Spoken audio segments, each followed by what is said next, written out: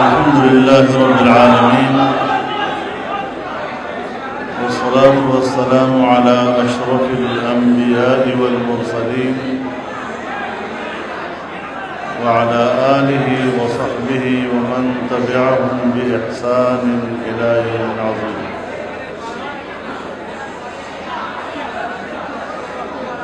جناب صدر محترم،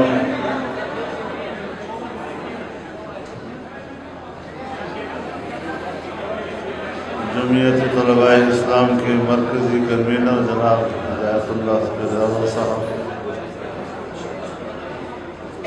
صوبائی کنوینر جناب رحمت شہزاد صاحب، ان کے معاونین اور رفقاء، اسٹیج پر موجود علماء کرام اور عمائدین قوم، میرے نوجوان ساتھیوں، میں شکر گزار ہوں جمعیت طلباء اسلام خیبر پختونخوا کا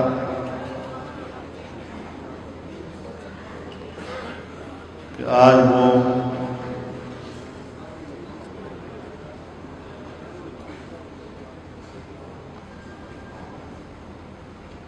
جمعیت طلباء اسلام کی تاسیس کا 50واں سال منا رہے ہیں۔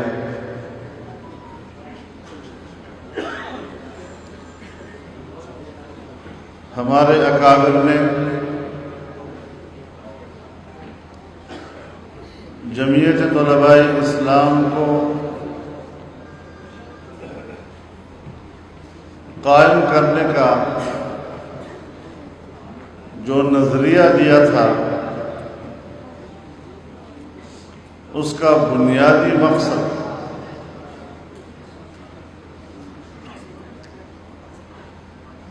علم کے میدان میں قوم کو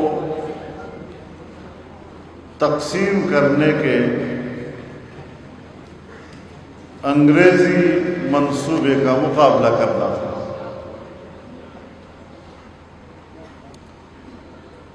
علم علم ہے،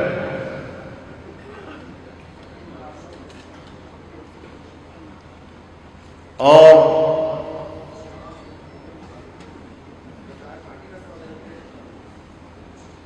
جب اللہ رب العزت نے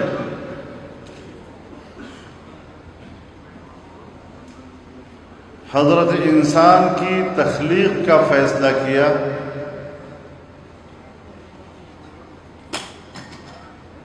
تو خلیفہ کے عنوان سے کیا۔ وَإِذْ قَالَ رَبُّكَ لِلْمَلَائِكَةِ إِنِّي جَاعِلٌ فِي الْأَرْضِ خَلِيفَةً،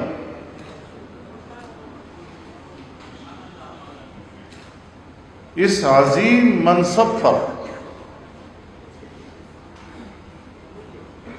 انسان کو فائز کرنے کے لیے اس کی فضیلت کا جو سب سے بڑا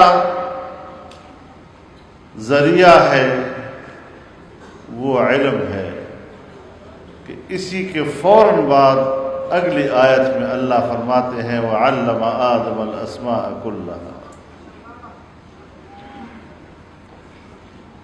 تو روئے زمین پر اللہ کی نیابت کی صلاحیت اور استعداد کا معیار علم ہے۔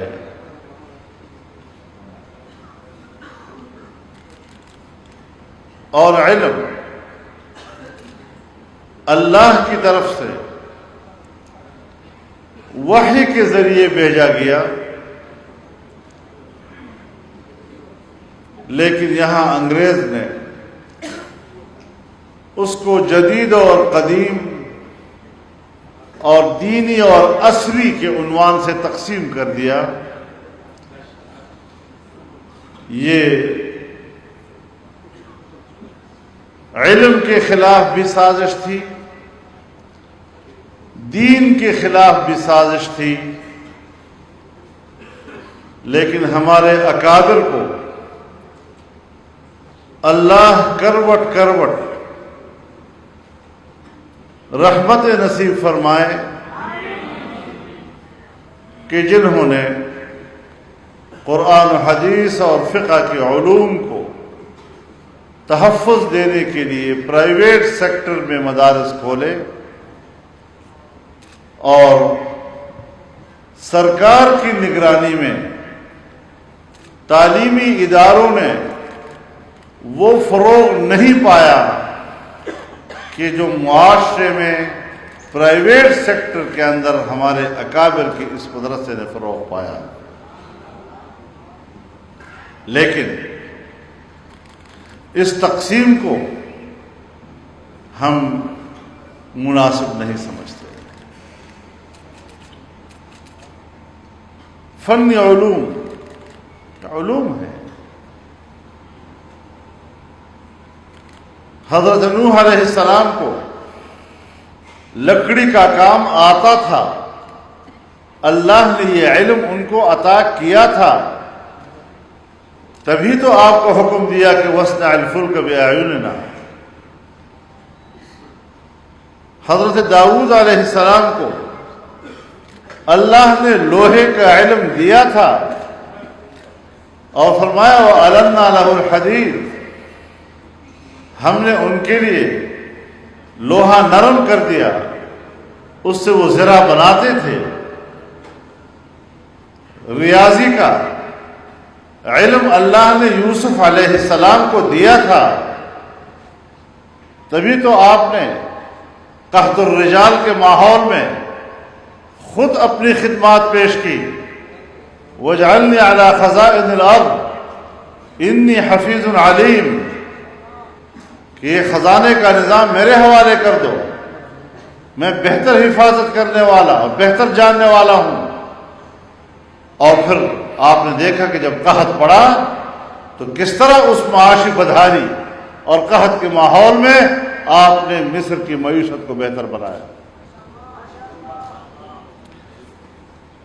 بادشاہی کے گر سلیمان علیہ السلام کو آتے تھے، تب تو آسمانوں پر بھی، ہواؤں میں بھی، سمندروں میں بھی، صحراؤں میں بھی، جنگلوں میں بھی اور انسانوں میں بھی ان کی حکومت قائم کر دی گئی. تو یہ چیزیں، اس کو ہم دنیاوی علوم کہتے ہیں. کیا یہ انبیاء کے علوم نہیں؟ کیا انبیاء کے علوم کا ذکر قرآن کریم نہیں کر رہا؟ کس نے تقسیم کر دیا علم کو عصری اور دینی میں اور جدید اور قدیم میں؟ اگر میں اپنے بیٹے کو چاہتا ہوں کہ اسے سائنس بھی آئے، اسے انگریزی بھی آئے، اسے جغرافیہ بھی آئے، اسے تاریخ بھی آئے، تو میں قوم کے بچوں کے لیے ان علوم کے بارے میں مخالفت کیوں کروں گا؟ کتنی غلط تشریح کی جا رہی ہے آج. بنیادی مسئلہ یہ نہیں ہے. بنیادی مسئلہ قرآن و حدیث کی علوم کو تحفظ دینے کا ہے. اور انگریز کے بعد پاکستان کے 70 سالوں میں ہماری بیوروکریسی نے اسی نظام کو اور اس نظام کے ساتھ اپنے رویوں کو برقرار رکھا. مجھے کچھ عرصہ پہلے کراچی جانا ہوا. حضرت مولانا مفتی محمد رفیع عثمانی صاحب اور مولانا تقی عثمانی صاحب اور دوسرے علماء کرام بیٹھے تھے کہ جب پاکستان بنا اور حضرت مفتی محمد شفیع صاحب تشریف لے آئے پاکستان، کئی سال تک انہوں نے دارالعلوم قائم نہیں کیا اور حکومت کو آمادہ کرتے رہے کہ یہ تقسیم انگریز کی پیدا کردہ تھی، آؤ ہم ایک مشترکہ نصاب بنائیں تاکہ پاکستان کے اندر آنے والی نسلیں اس تقسیم سے محفوظ ہو جائیں. 3-4 سال انتظار کے بعد جب میرے والد مایوس ہو گئے تب انہوں نے کراچی میں دارالعلوم کی بنیاد رکھی. یہ تھے وہ رویے کہ جس کی بنیاد پر اب آج ان فاصلوں کو سمیٹنا اور ایک مشترک معاشرہ اور ایک دوسرے کے ساتھ قرب اور ایک دوسرے کے علوم اور تجربات سے فائدہ حاصل کرنے کے لیے جمعیت طلباء اسلام کا پلیٹ فارم تشکیل دیا گیا ہے۔ میرے محترم دوستو،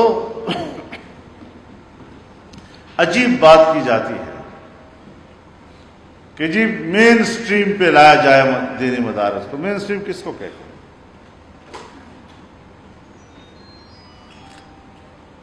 اس کی غلط تشریح کی جاتی ہے۔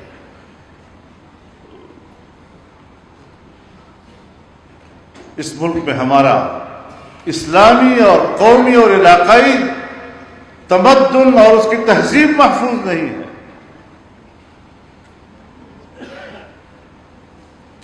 ہمیں یہ بھی مد نظر رکھنا چاہیے۔ اور آج 71 سال گزرنے کے بعد ملک جہاں کھڑا ہے، پہلے تو ہمیں یہ خطرہ تھا کہ پاکستان نظریاتی حوالے سے غیر محفوظ ہے، لیکن اب تو ہمیں یہ خطرہ لاحق ہو گیا ہے کہ شاید جغرافیائی لحاظ سے بھی اب یہ محفوظ نہیں۔ یہ ملک کسی کی جاگیر نہیں، یہ ملک یہاں پر 22 کروڑ رہنے والے عوام کا ملک ہے۔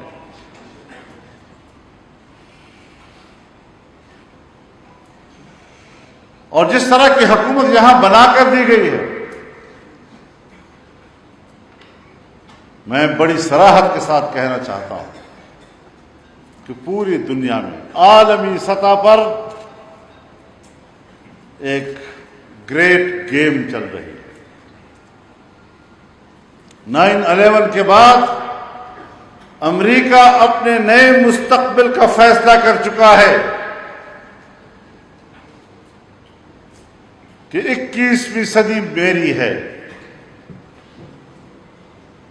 اور اب دنیا کی نئی جغرافیائی تقسیم ہوگی، اور اس نئی جغرافیائی تقسیم میرے مفادات کے تابع ہوگی۔ اس کا ایجنڈا واضح ہے۔ ڈاکٹر اسرار مرحوم وہ نیو ورلڈ آرڈر کو جیو ورلڈ آرڈر کہتے تھے۔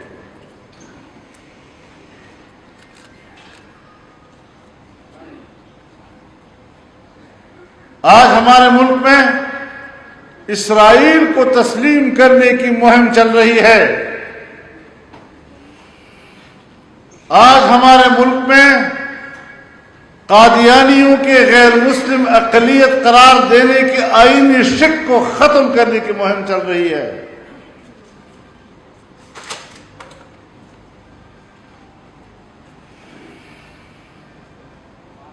اور اس کے لابیسٹ اسرائیل کے حوالے سے تو ہمارے چینلوں پہ آ گئے ہیں، بڑھ چڑھ کر اس پر دلائل دے رہے ہیں، اور قادیانیت کے حوالے سے ابھی اتنا چینلوں کے اوپر یہ لوگ نہیں آئے، لیکن وکالت کرتے ہیں یہ اقلیت ہے، یہ پاکستان کے شہری ہیں، ان کی بھی انسانی حقوق ہیں، اور اس حوالے سے اس ہمدردی کے الفاظ کہ جس کو آئین اور قانون کی روح سے یا بین الاقوامی انسانی حقوق کے حوالے سے آپ اس پہ بحث نہیں کر سکتے، لیکن وہ اس انداز سے ان کی وکالت کا حق ادا کر کے آغاز کر رہے ہیں۔ میں آپ کو بتانا چاہتا ہوں کہ پاکستان 1947 میں بنا اور اسرائیل 1948 میں بنا، لیکن قرارداد پاکستان 1940 میں پاس ہوئی۔ قائد اعظم محمد علی جناح نے سن 1940 کے قرارداد میں صرف پاکستان کی تجویز کی منظوری نہیں لی، بلکہ اس میں انہوں نے فلسطین کا بھی ذکر کیا ہے اور وہاں کے یہودیوں کا بھی ذکر کیا ہے، کیونکہ اس وقت ابھی اسرائیل وجود میں نہیں آیا تھا، اور فلسطینی علاقوں میں یہودی بستیوں کے قیام پر انہوں نے اعتراض کیا ہے قرارداد میں، اور کہا ہے کہ یہودی بستیاں یہ فلسطینیوں کی سرزمین پر قبضہ ہے، اور فلسطینی اگر اپنی سرزمین کی آزادی کی جنگ لڑیں گے تو ہم فلسطینیوں کے شانہ بشانہ ہوں گے۔ یہ پاکستان کی قرارداد، اور جہاں سے پاکستان کی تحریک کا آغاز ہوتا ہے، اس بنیاد میں فلسطین کے حوالے سے اور اس کی آزادی کے حوالے سے یہ ابتدا، اس کی بنیاد میں یہ جذبہ موجود ہے۔ سن 1948 میں جب اسرائیل وجود میں آیا تو اسرائیل کے پہلے وزیر اعظم نے اپنی اسرائیل کی خارجہ پالیسی کی جو بنیادی اصول دنیا کو بتائے، اس میں واضح طور پر کہا کہ ہماری خارجہ پالیسی کی اساس دنیا کے نقشے پر ایک نوزائیدہ اسلامی مملکت پاکستان کا خاتمہ، یہ ہماری ترجیح اول ہوگی۔ ہمارے ملک کا آغاز اس نظریے سے، اسرائیل کا آغاز اس نظریے سے۔ آج کہتے ہیں دو ملک دنیا میں ہیں جو مذہب کی بنیاد پر بنے ہیں، یا پاکستان یا اسرائیل، لیکن پاکستان جس مذہب کی بنیاد پر بنا اس کا فلسطین کے بارے میں وہ نظریہ، اور اسرائیل جس مذہب کی بنیاد پر بنا اس کا پاکستان کے بارے میں یہ نظریہ۔ اب یہ کون لوگ ہیں جو پاکستان کے اندر اس لابی کرنے کی؟ میں دیکھتا ہوں جو بڈھے ریٹائرڈ جرنیل آتے ہیں اسرائیل کی نمائندگی اور اس کی ترجمانی کرنے کے لیے، بڑے بڑے لوگ پیدا کیے ہیں انہوں نے۔ آج ہمیں وہ عقل سکھاتے ہیں، بھائی تمہیں ہمیں جنگ کا طریقہ سکھاؤ، لڑنا کیسے ہے، جنگ کا طریقہ بتاؤ، کشمیر کیسے حاصل کرنا ہے، وہ طریقہ بتاؤ کہ بنگال کیسے دینا ہے، ہمیں یہ طریقہ بتاؤ اسلحہ کیسے پھینکنا ہے۔ تم ہمیں سیاست بتلاتے ہو، تمہارا میدان سیاست نہیں ہے، اپنے حدود میں رہو، اسرائیل کی نوکری نہ کیا کرو، اسرائیل کے وظیفوں پہ پلنے والے جرنیلوں، ریٹائرڈ جرنیلوں، اپنے حدود میں رہو۔ پاکستان کے عوام اور ہر مسلمان فلسطینی مسلمان بھائیوں کے شانہ بشانہ ہے۔ میرے محترم دوستو، آج پہلی مرتبہ قادیانی جماعت کے سربراہ کو یہ جرت ہو رہی ہے کہ وہ کہتا ہے کہ پاکستان کے آئین میں قادیانیوں کی غیر مسلم اقلیت کا خاتمہ اب یہ وقت آ گیا ہے، ضرور ہوگا۔ یہ آج پہلی مرتبہ ہو گیا، یہ جرت کیسے ہو گئی؟ تو میرے نوجوانوں، میں آج آپ کے سامنے بات واضح کر دینا چاہتا ہوں کہ صرف ہماری تحریک سے ایک ناجائز اور نااہل حکمران عمران خان خوفزدہ نہیں، سب سے بڑی تشویش اس تحریک سے یا اسرائیل کو ہے اور یا قادیان کو۔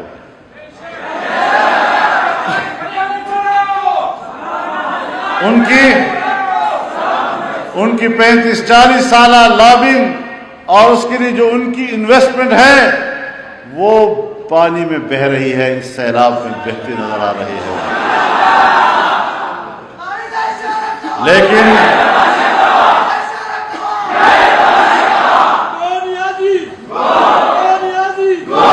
میری بات سنیں، لیکن میں اپنی بات واضح کر دینا چاہتا ہوں۔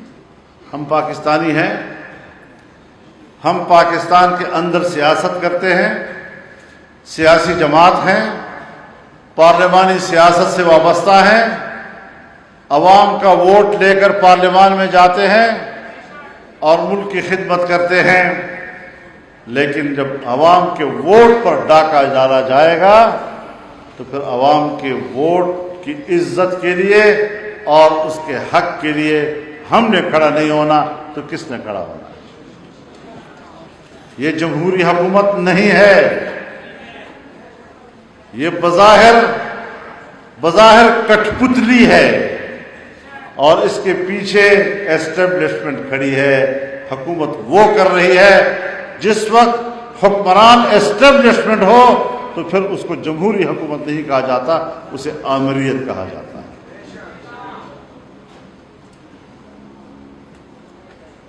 ہم حقیقت میں اس ملک کے اندر وہ جمہوریت جس کا تعین میرا آئین کرتا ہے اور عام آدمی کو ووٹ اور پارلیمان کی تشکیل کا جو حق ہمارا آئین دیتا ہے، جب اس پر ڈاکہ ڈالا جائے گا تو ہم کیوں اس کی جنگ نہیں لڑیں گے؟ اور میری جمہوریت مغربی جمہوریت نہیں ہے۔ پاکستان کی جمہوریت میں واضح طور پر آئین کہتا ہے کہ اسلام پاکستان کا مملکتی مذہب ہوگا۔ میری جمہوریت میں میرا آئین پاکستان کے نظریے کا تعین کرتا ہے اور قرارداد مقاصد میں وضاحت کے ساتھ کہتا ہے کہ حاکمیت اللہ رب العالمین کی ہوگی۔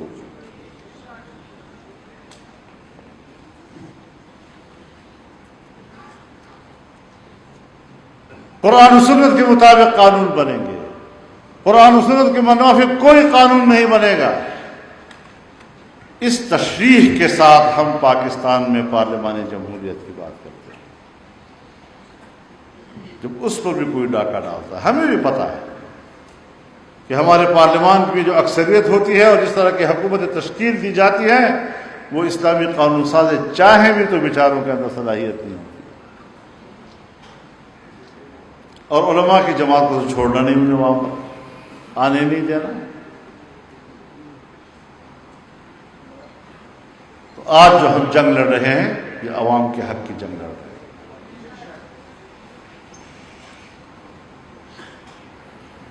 اور جب الیکشن جعلی ہے اور تمام پارٹیوں کا اتفاق ہے اس کے اوپر، یہ ایک متفقہ نقطہ ہے، اور اسی نقطے کو لے کر پورا اپوزیشن آج ایک پیج پہ آ گیا۔ جمعیت علماء اسلام نے گزشتہ نومبر سے لے کر 28 جولائی 2019 تک 9 مہینوں میں 15 ملین مارچ کیے ہیں، اور میں نے بذات خود 1.5 کروڑ عوام کے ساتھ براہ راست بات کی، اور پھر سوشل میڈیا پر کتنی دنیا نے سنا ہے اس کو، اس کی تو کوئی انتہا ہی نہیں۔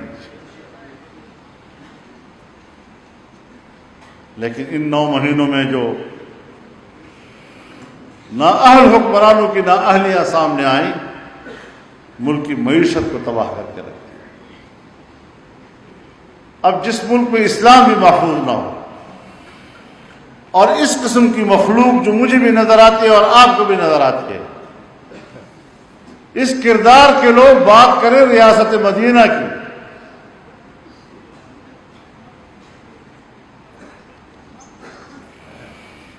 کہاں ریاست مدینہ اور کہاں یہ شکلیں؟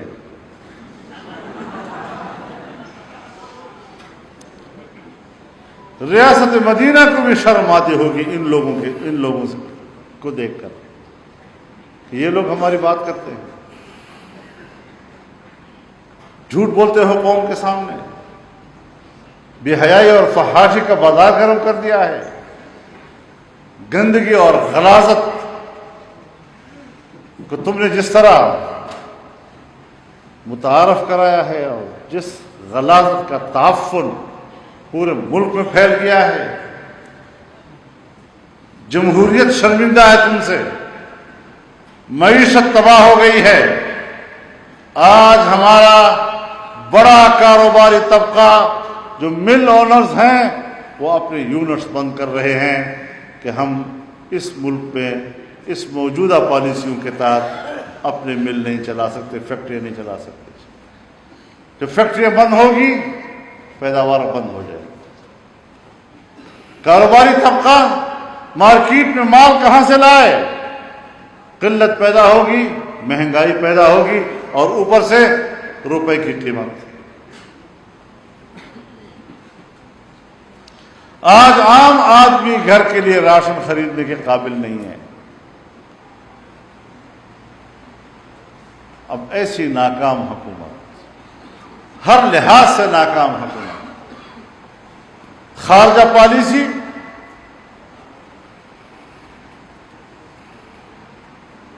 انڈیا تو ہے ہمارا دشمن، چین بھی ناراض، افغانستان بھی ناراض، ایران بھی ناراض۔ ہم اپنے پڑوس پہ تنہا ہیں،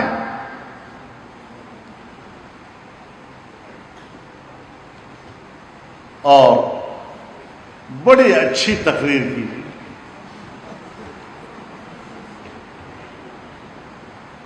1994 میں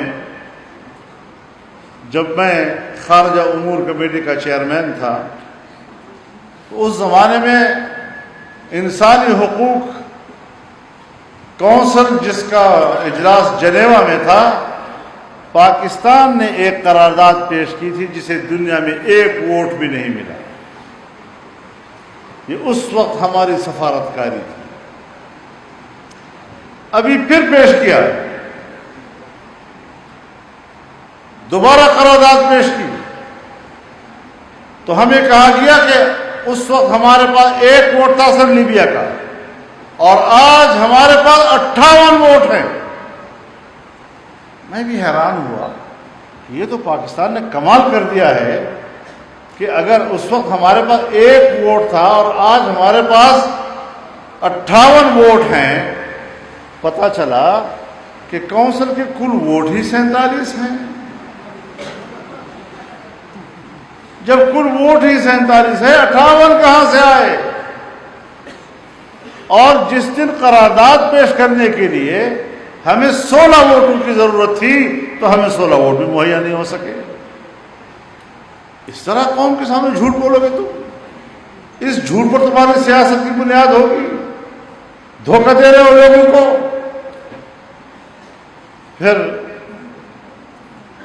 ہندوستان نے کہا، بی جے پی نے کہا، مودی کی جماعت نے اپنا منشور دیا کہ ہم اپنے الیکشن اگر ہم جیتے تو ہم ہندوستان کے دستور کا آرٹیکل 370 ختم کر دیں گے،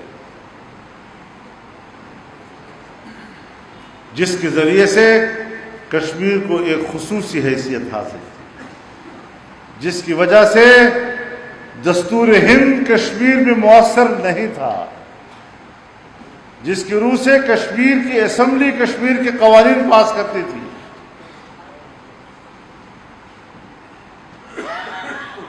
آپ نے کون سی سفارتکاری کی؟ دنیا میں گئے کہ کشمیریوں پر تو ظلم آ جائے گا، یہ تو ہندوستان کا باقی لوگوں کی طرح حصہ بن جائے گا۔ اور پھر جب الیکشن مہم چل پڑی تو ہمارے سلیکٹڈ نے کہا، بلکہ اب تو ریجیکٹڈ نے کہا کہ اگر مودی کامیاب ہو گیا تو مسئلہ کشمیر کے حل میں بڑی مدد ملے گی۔ سو یہ مدد مل گئی نا۔ پھر کہتے ہیں جی ہم احتجاج کرتے ہیں، تو بیان دیا کہ اب میں UN میں جا رہا ہوں، رہی صحیح کسر بھی پوری کر دوں گا۔ تو تقریر جھاڑ دی۔ اب تقریر جھاڑنے کے بعد اگلے دن ووٹنگ ہوئی، تو یہ میری تقریر ہوتی تو آپ کہہ سکتے تھے کہ اس نے بھڑک ماری ہے۔ دورانی صاحب کی تقریر ہو تو آدمی کہہ دے کہ بھڑک ماری ہے۔ میری تقریر ہے، ریاست کی نمائندگی نہیں کرتی۔ لیکن انٹرنیشنل فورم پہ اور یونائٹڈ نیشن کے فورم پہ اگر کوئی شخص کسی ملک کے وزارت عظمیٰ کے منصب کی بنیاد پر بات کرتا ہے تو یہ پاکستان کی اور ریاست کی نمائندگی ہے۔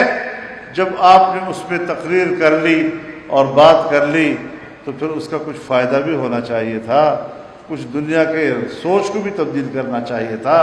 اگلے دن پھر ووٹنگ ہوئی اور ہم پھر ہار گئے۔ اور جو ہمیشہ وہ ممالک جو ہمارے ساتھ ہوتے تھے، جو کشمیر کی بات کرتے تھے، اس مرتبہ انہوں نے یونائٹڈ نیشن میں نہ کشمیر کا تذکرہ کیا اور نہ پاکستان کو ووٹ دیا۔ کیا پاکستان کے ساتھ ان کی دوستی میں فرق آ گیا تھا؟ میں نہیں گمان کرتا کہ ان ملکوں کا پاکستان کی دوستی میں فرق آیا ہے، لیکن اندر کی بات وہ جانتے تھے کہ معاملہ باہم رضامندی سے طے ہوا ہے، ہم نے کیا بات کرنی ہے اس کی۔ یہ کشمیر فروش ہے۔ اور اب کشمیر میں انسانی حقوق کا سوال پیدا ہوا ہے۔ انسانی حقوق یہ فوج کا مسئلہ اب نہیں رہا، اب یہ عوام کا مسئلہ بن گیا، سیاسی جماعتوں کا مسئلہ بن گیا، اور کشمیری عوام اور وہاں پر انسانی حقوق پامال ہونے کے معاملے میں ہم اور پوری قوم کشمیریوں کے ساتھ خود کھڑے ہوں گے۔ ان سے کوئی توقع نہیں رکھنی۔ تم نے ہندوستان کے ساتھ ایٹمی جنگ کی بات کی، پبلک میں آ کر کہتے ہیں میں نے بڑی جرأت مندانہ بات کی۔ تم نے تو بیڑا غرق کر دیا پاکستان کی ایٹمی صلاحیت کا۔ جب آپ ایٹم بم بناتے ہیں تو آپ ایک معاہدے پہ دستخط کرتے ہیں کہ میں پہل نہیں کروں گا، اور جب آپ نے اقوام متحدہ کے فورم پر ایٹمی جنگ کی دھمکی دے دی تو ہندوستان نے پکڑ لی اور کہا کہ پاکستان نے ہمیں دھمکی دے دی۔ اب پوری دنیا مسلسل ہمیں کہتی چلی آ رہی ہے گزشتہ 1-2 اشہر سے کہ پاکستان کے ایٹمی اثاثے غیر محفوظ ہیں، پاکستان کی ایٹمی صلاحیت خطے کے لیے خطرہ ہے، اور ہم نے یہ بھی کہہ دیا کہ ایٹمی جنگ ہو سکتی ہے۔ بے وقوف کہیں کہ کبھی پڑوسی ملکوں میں بھی ایٹمی جنگ ہوئی ہے۔ ایٹمی جنگ پڑوسی میں ہوگی تو ایک بچے کا دوسرا بچے کا، کبھی دنیا میں اس کا رواج ہے ہی نہیں۔ ایک دفاعی مقاصد کے لیے طاقت رکھی جاتی ہے، بس اس سے زیادہ نہیں۔ لیکن اب مدعی ہندوستان ہوگا اور پوری دنیا کا پریشر ہمارے اوپر آئے گا۔ تو اب مجھے یہ بتائیں کہ یہ ان حکمرانوں کی محض نااہلی ہے، حماقت ہے، یا یہ ان کا ایجنڈا ہے؟ یہ ہے پرابلم جس کے لیے ہم حساس ہیں کہ ہم ملک کو کیسے بچائیں۔ جب معیشت اس حد تک گرتی ہے تو جغرافیائی نقشے تبدیل ہوا کرتے ہیں۔ سوویت یونین کا انجام آپ کو معلوم ہے۔ تو اس حد تک معیشت کو گرا دینا، اب یہ نااہلی اور حماقت ہم کہلائیں یا اس کو ایجنڈا کہلائیں؟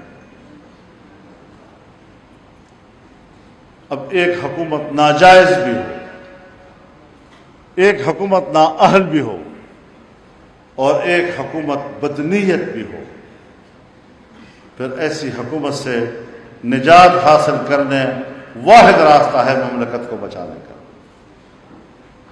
اگر پاکستان کو بچانا ہے، اس کے نظریے کو بچانا ہے، اس کی معیشت کو بچانا ہے، اندرونی استحکام برقرار رکھنا ہے، بہتر اور مضبوط خارجہ پالیسی بنانی ہے، اور دنیا کے سامنے ایک معزز مقام حاصل کرنا ہے، تو پھر اس قسم کے حکمرانوں سے نجات حاصل کر دیں۔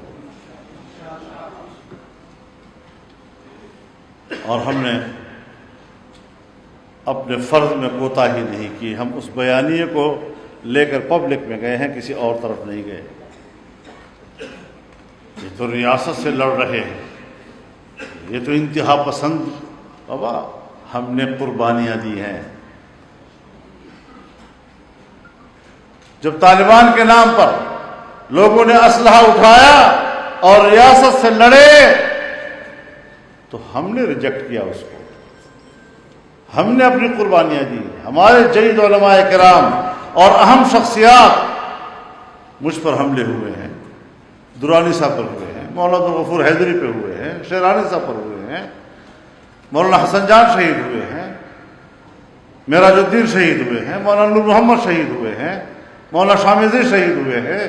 کتنے کتنے قیمتی لوگ اس موقف کی بنیاد پر کہ ہم پاکستان میں اسلحہ نہیں لیں گے، ہم خودکش کی حمایت نہیں کریں گے، اس پاداش میں ہم نے اپنے وطن عزیز کے لیے قربانیاں دی، اور آج بھی اگر ہم نے قدم اٹھایا تو ہم پبلک کی طرف گئے ہیں، کسی اور طرف نہیں گئے۔ کہتے ہیں پبلک کی طرف کیوں گئے؟ تو پھر اسلحے کی طرف جائیں۔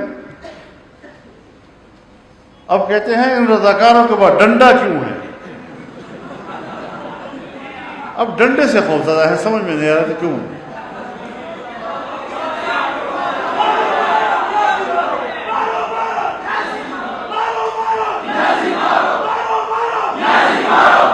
بابا یہ تنظیم، یہ تو ہماری خدمت گزار رضاکار تنظیم ہے، کون سی پارٹی ہے جس کے رضاکار نہ ہوں؟ اب ایک مسئلہ ہو گیا کہ آپ نے پشاور میں یہاں کچھ تھوڑا مظاہرہ کیا اور میں اس میں حاضر ہو گیا، ایسا ہے جیسے کہ آج آپ پیدا ہوئے ہیں۔ جب سے جمعیت بنی ہے اس وقت سے رضاکار تنظیم موجود ہے، اور صرف ہماری نہیں، ہر پارٹی کی موجود ہوتی ہے، ہمارے جلسوں کو سنبھالتی ہے۔ یہاں پر جب 2001 میں ہم نے خدمات دارالعلوم کا کانفرنس کی تو مقامی انتظامیہ کے ساتھ بیٹھ کر ہم نے امن کا نقشہ بنایا، کس طرح محفوظ کریں گے، راستے کیسے محفوظ ہوں گے، جلسہ گاہ کیسے محفوظ ہوگا، اندر سے کیسے محفوظ ہوگا، باہر سے کیسے محفوظ ہوگا، اور باقاعدہ یہاں D I G, S Ps, commissioner, ان کے ساتھ بیٹھ کر معاملات طے۔ پھر ہم نے ابھی سالہ کیا، 50,000 لوگ اس میں موجود تھے، 3 دن تک جو نقشے ہم نے بنائے، راستے کے نقشے بنائے، باہر کی حفاظت، اندر کی حفاظت، کہاں کہاں تک ہمیں حفاظت حصار کی ضرورت ہے، یہ سب انتظامیہ کے ساتھ براہ راست طے ہوئے، بیٹھ کر طے ہوئے۔ وہ بھی حیران تھے کہ آپ لوگ بڑے تجربہ کار ہیں، بہت اچھا نقشہ بناتے ہیں آپ لوگ۔ 15 ملین مارچ کیے، سارے انتظام انہوں نے سنبھالے۔ اب سارا بوجھ تو ہم پولیس پہ نہیں ڈال سکتے۔ تبلیغی اجتماع میں جائیں، سارے ان کے رضاکار ہوتے ہیں، اس سے دگنے تگنے ڈنڈے ہوتے ہیں ان کے پاس، سب سے اوپر کے ڈنڈے ہوتے ہیں۔ بانی پاکستان، ان کی مسلم لیگ اور ان کی قیادت اور ان کے جلسوں کی حفاظت کے لیے ان کی اپنی نیشنل گارڈ نہیں ہوا کرتی تھی۔ اور پھر جمعیت علماء اسلام کا تو ایک دستور ہے، اس دستور کے اندر جمعیت کے مختلف شعبے لکھے ہوئے ہیں، اور اس دستور کے ساتھ الیکشن کمیشن میں وہ رجسٹرڈ ہے۔ ہماری جو رجسٹریشن ہے اس میں تمام شعبوں کا ذکر ہے۔ اب پتہ نہیں اس وردی سے اور اس ڈنڈے سے اتنے خوفزدہ ہو گئے کہ آواز باختہ ہو گئے، فورس بنا دی، یہ کر دیا، ملیشیا ہے۔ کوئی ملیشیا نہیں، آپ کو ملیشیا نظر آ رہا ہے۔ خدا کرے کہ تمہارے دماغ پر اسی طرح مسلط رہے۔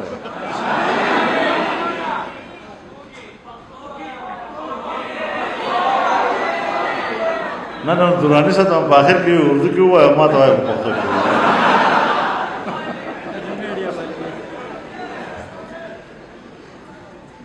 اس میں فیصلہ کرے گا۔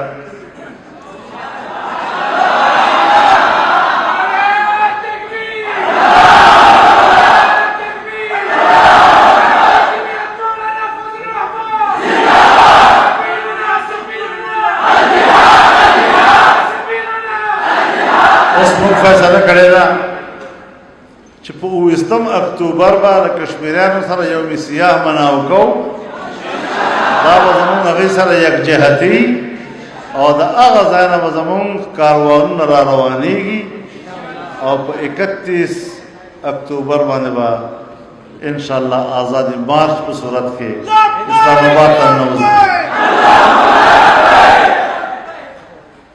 اس دیوائی خدا پاک بولے اکتوبر کے لامارک سنگ رہا ہے،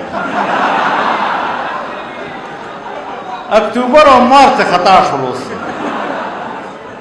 اور میاس سے گڑی یوں لے سکی اکتوبر پہ کنش میں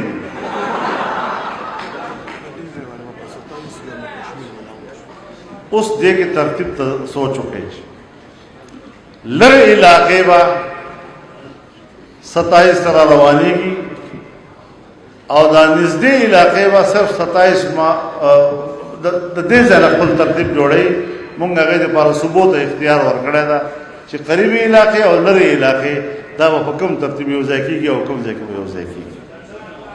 اوس دوی خو ټرانسپورټرانو ته ویل دي چې تاسو به ګاډي نه ورکوئ، ټرکونو ته او ټریلو ته ویل دي تاسو به ټریلې نه ورکوئ.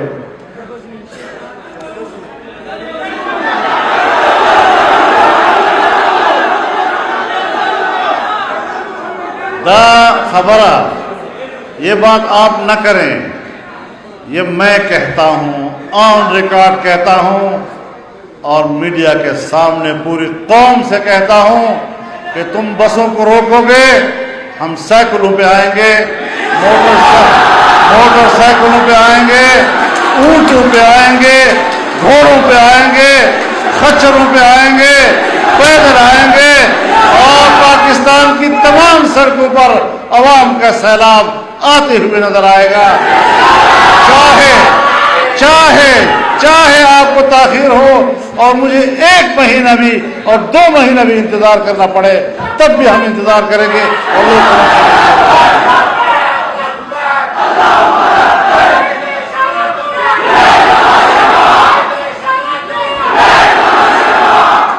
تر اوسه پورې موږ ګوره ټوکې کولې، پرونه وفد جوړ کړی دی، وایي ده سره به موږ خبره کوو،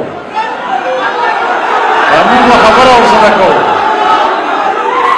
ما ورته ویل ما ټوکې، تضحیک او سنجیدګي دا نه یو ځای کېږي، اول به استعفا کوي او بیا به خبرې کوو.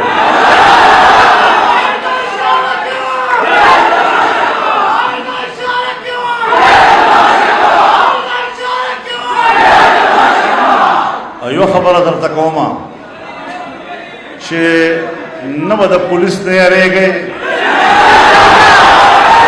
نه به د دوی فورسونو نه یریږئ.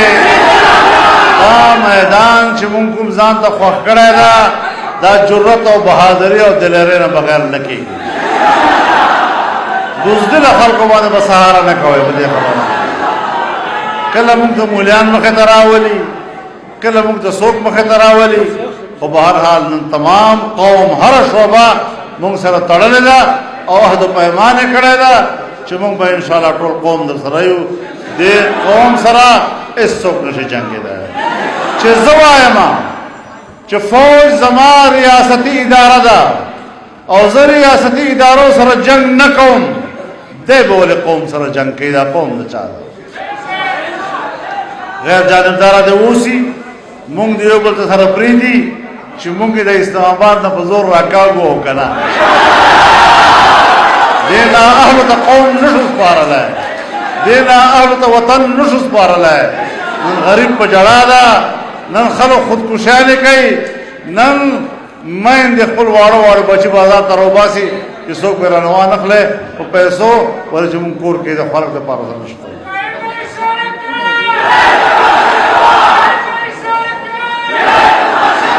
دلته په 27 تاریخ په پېښور کې غټه ریلي کوو د کشمیریانو په حق کې او ټول پېښور به پکې شریک وي انشاءالله. واخر دعوانا ان الحمد لله رب العالمین.